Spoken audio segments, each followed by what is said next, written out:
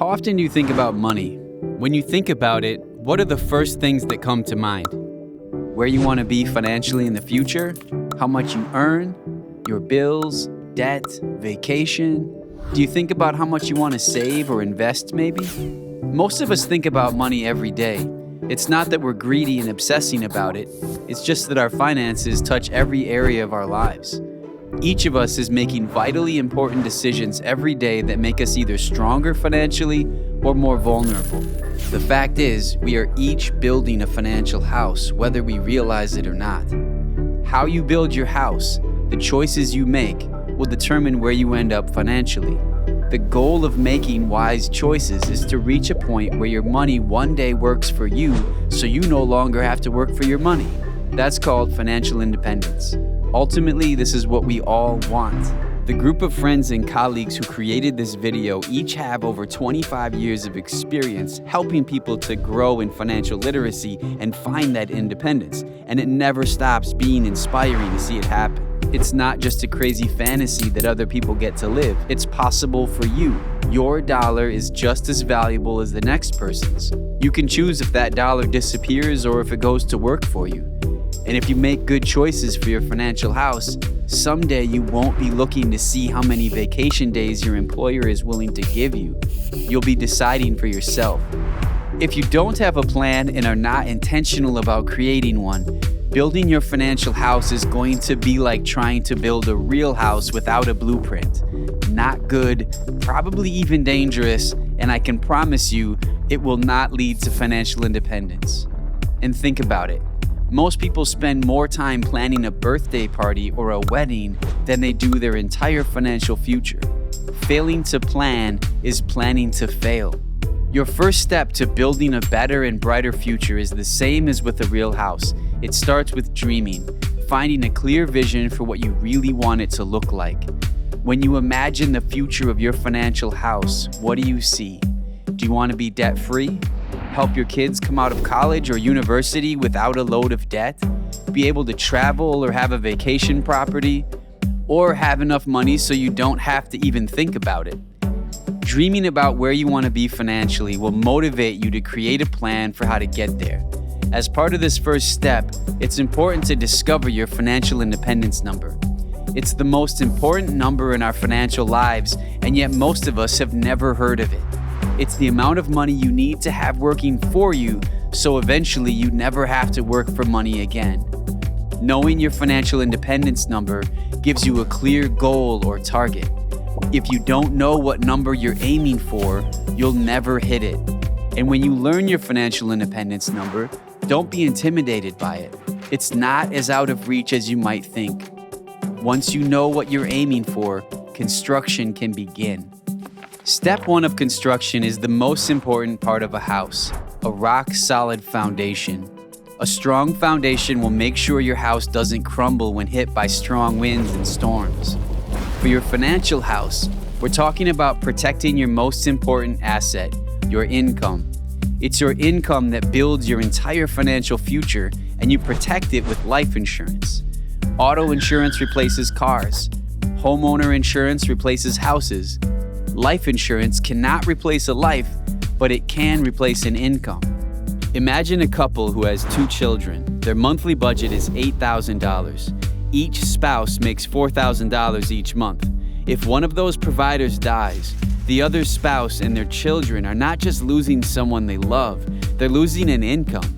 They now only have $4,000 per month to pay for an $8,000 budget. Now, in addition to grieving the death of someone they love, they're going to have to change their lifestyle in dramatic ways just to make things work financially. When the income stops because it's not protected and the bills keep coming, it leads to financial ruin. Think about how important your income is to your family. An important question to ask yourself is, if you die prematurely, would you want your family to live better, the same, or worse than they do now? Most everyone says better or at least the same, but if you're not informed, it's easy to make mistakes, which is why many of us have cracks in our foundation that we're not even aware of, which puts our families at great risk. Life insurance mistake number 1 is not having any or not enough. Mistake number 2 is having the wrong kind. These are the kinds that claim to build a cash value that can help you save for college or retirement. Many of these policies are very expensive, leaving families underinsured, and they often have savings programs that earn low returns. Life insurance mistake number 3 is the most common. It's depending on group life insurance from your job. Many of these plans only cover you if you are actively at work, and they can be amended or terminated without your consent. Unfortunately, most people learn about this when it's too late. This foundation is the most important part of your house. Once you get it right, you can then go to step 2, the frame. In your financial house, your frame is your spending plan. Most people call it a budget. A spending plan empowers us to start telling our money where to go instead of wondering where it went. It protects us from wasting money and making impulse purchases like gourmet coffee and stuff like that. It's not about how much money you make, but how much you keep. Without a plan, we spend more, borrow more, save less, often leaving us with more month at the end of our money. Get it? It can be very stressful. Most people say they easily waste $5 to $10 a day. For a married couple, that could be $300 to $600 a month. Imagine using that wasted money to instead eliminate debt and invest in your future. For example, what if you freed up just $300 a month and invested it? At a 9% rate of return in 20 years, you would have over $185,000, and in 30 years, almost $500,000. This can be the difference between reaching your financial independence number or having to work for the rest of your life. You can now see how vital this step is. Take control of your spending and stick to it. Now you're ready for step 3, the roof. In a financial house, your roof is made up of some key legal documents: your will, power of attorney, and advance medical directive, to name a few. These documents are critical in order to protect your assets and, most importantly, your family. You want to get a will right away because if you don't have a will, your government has one for you. You just have no say in it. For example, if both parents pass away and there's no will in place, the government will decide who raises your kids, which is the last thing we would ever want to happen. Another reason to get a will is to avoid a family feud. If you don't have a will when you die, you take the risk of family conflict, creating arguments of who gets what when you're gone. That kind of turmoil can be devastating to families. It happens often, and it's a problem that is easily avoidable. Once you've done this, you can feel good about your progress. You now have the foundation, the frame, and the roof to protect and improve your family's financial well-being. Now you can get to work on the inside of your financial house. Let's start on the first floor, which is your emergency fund. There's no escaping financial emergencies. Surprises are going to happen. A broken down car, a home repair, a trip to the emergency room, or being laid off from work. And most people admit that when their next emergency hits, they will need to go into credit card debt or even worse, use their retirement savings for their emergency, which can be like a wrecking ball to their financial future. Just like an umbrella protects you from getting wet, an emergency fund protects you from that wrecking ball. It protects you from going backwards. Your goal is to have enough money saved to cover a minimum of 3 months and ideally 6 months of your living expenses. If that seems hard to do, you can begin by saving up at least $2,000. Once you pay off some debt or you are earning more, you can go back and finish setting aside the 3 to 6 months of expenses. Now let's tackle the second floor of your financial house. Here your mission is to eliminate debt. There are different kinds of debt: car loans, student loans, credit cards, and mortgages. At this point in your financial journey, the most critical debt to deal with is from credit cards. Credit card debt is the financial cancer of today. It robs us of our ability to invest, create wealth, and ultimately prevents us from reaching our financial independence number.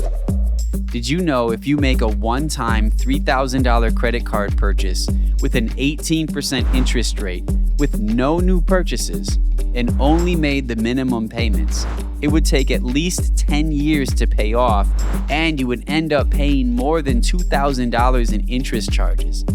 That costs you 66% more than the item you purchased. That's why this step is so important. The quicker you get out from under credit card debt, the quicker you'll be able to pay off other debt and begin investing much more towards your future. Debt stacking is a simple, effective strategy that pays off debt fast. It's when you pay off one debt and then use those dollars to pay off the next debt and to continue that pattern until you are totally debt-free. And then instead of wasting your extra money, you invest it. You can transform your debt payments into wealth. Debt is the enemy. Defeating it feels great, and it's another vital step in your journey towards financial independence. The third floor is the last floor of your financial house, and it's all about investing. Unfortunately, this is where most people fail terribly. Why? No one taught us about it. In school, we had math, English, science, and history, but how many of us had a class called money? Have you ever been taught about the rule of 72, compound interest, the time value of money, dollar cost averaging, mutual funds? Those are some of the tools that people use to grow their money. When you invest your money properly, it can grow exponentially. Investing the right amount of money over time in the right places enables you to reach your financial independence number. The rule of 72 may be the most important rule in money. It's a very easy mathematical formula that tells you approximately how long it takes for an investment to double in value based on its rate of return. Here's the formula. You take the number 72 and divide it by a given interest rate. So if your investment is going to grow with a 2% rate of return, you can divide 72 by 2, which equals 36, and that tells you your money will approximately double every 36 years. If you see a 6% rate of return, your money will approximately double every 12 years.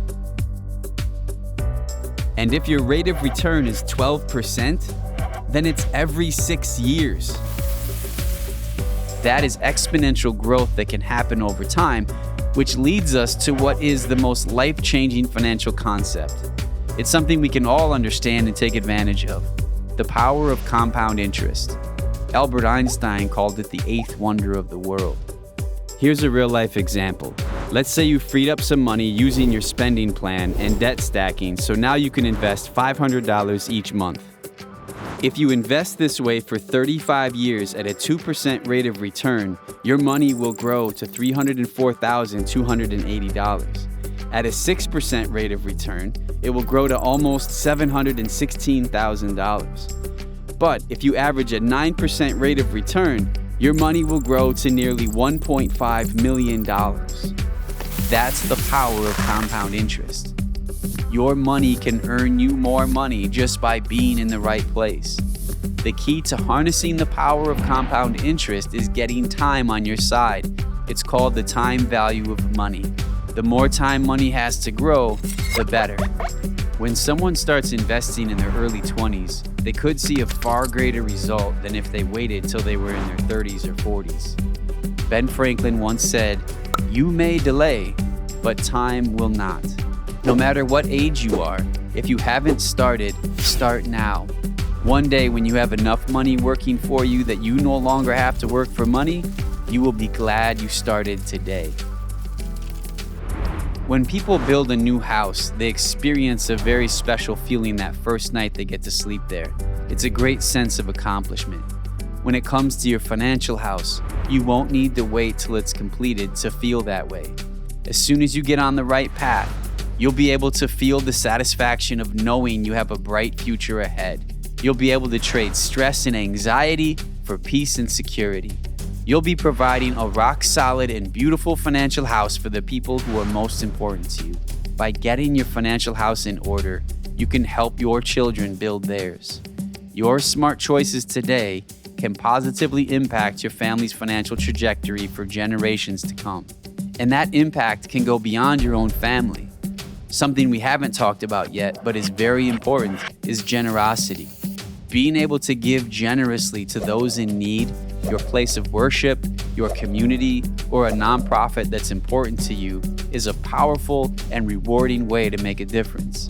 When your financial house is strong, your impact, can be that much greater. Here's a great question to consider. What action can you take now to ensure the things you learned in this video get applied in your own life? It's easy to put off, and there's probably never a convenient time, but you're losing money every minute you wait. The clock is literally ticking. And remember, it's not what you know that gets you where you want to go. It's what you do with what you know. You can have exercise equipment in your house and know what it does, but it's not going to change your life unless you use it. Money is the same way. Knowing about it is not enough. You must do something. Right now, you're going to have the opportunity to take action. To help make your choice easier, here are 3 possible paths you can choose from. Path 1, financial blueprint. If you know where you want to go financially, but you're unsure how to get there, or if you're just getting started, you can take advantage of a complimentary and confidential cutting-edge digital tool that will create a blueprint for your money. It gives you simple to follow instructions that enable you to do all the things you learned about in this video, and it provides you a personal guide to help you make sure you do things right. By choosing Financial Blueprint, you will soon have a clear financial vision for you and your family, which means you can spend less time worrying about money and more time enjoying your life. Path 2, financial home improvement. Maybe for now, you want to do just 1 or 2 things to improve your current financial house. If that's you, in a moment you can choose financial home improvement and then check the things you want to work on. Path 3, financial house review. Perhaps you have a pretty strong financial house already, but you wouldn't mind getting a second opinion to make sure you are doing the best you possibly can. Or to see if there's something available now that wasn't available before that might make your financial house even better. It never hurts to explore other options. In that case, financial house review is for you. You can choose whichever path is best for you, and you can make that choice right now. Click I'm ready to take your first step.